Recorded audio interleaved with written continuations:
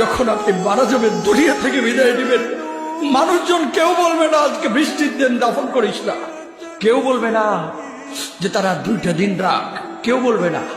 কবরের মধ্যে যখন নিয়ে যাওয়া হবে, আপনার স্ত্রীর কথা মনে পড়বে, আপনার সন্তানের কথা মনে পড়বে, আপনার বাবার কথা মনে পড়বে।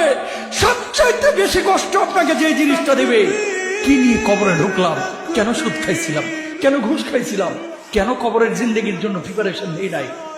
দুনিয়ার জিন্দেগিতে একটা মামলায় ফেসে গেলে সুপ্রিম কোর্টে যাওয়া যায়, উচ্চ আদালতে যাওয়া যায়।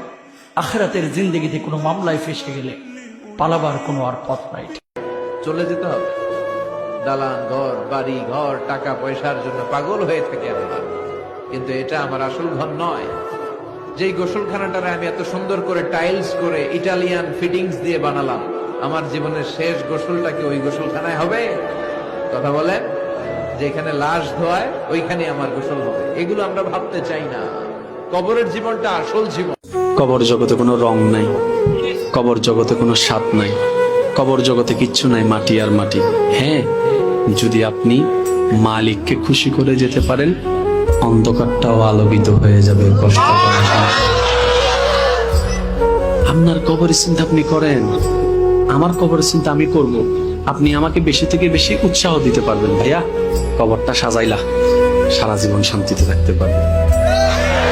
এটা হচ্ছে মুসলমানের নিয়ম। বলেন, কবর প্রতিদিন ডাক দিয়ে বলে আনা বাইতুদ দুধ। প্রত্যেকের কবর প্রত্যেককে ডেকে বলে, ও আল্লাহর বান্দা, জানো আমি পোকামাকড়ের ঘর, পোকামাকড়ের ঘর। তুমি তো সেই বান্দা যে একটা মশা কানের পাশ দিয়ে উড়ে গেলে তোমার ঘুম বন্ধ হয়ে যায়, চোখ মিলে যায়। একটা মশার গুনগুন আওয়াজ সহ্য করতে পারো না।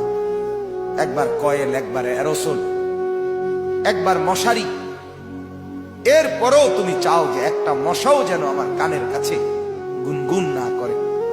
তো 5 ঘন্টার ঘুমের জন্য, 6 ঘন্টার ঘুমের জন্য বান্দা এই যত্ন নিলা, অনন্তকাল কিংবা বছরের পর বছর কবরের যে ঘুম দিবা, পড়ে থাকবা সেই ঘরে, পোকা মাকড়ের ঘর, সেই ঘরে তুমি ঘুমাইবা কেমনে, থাকবা?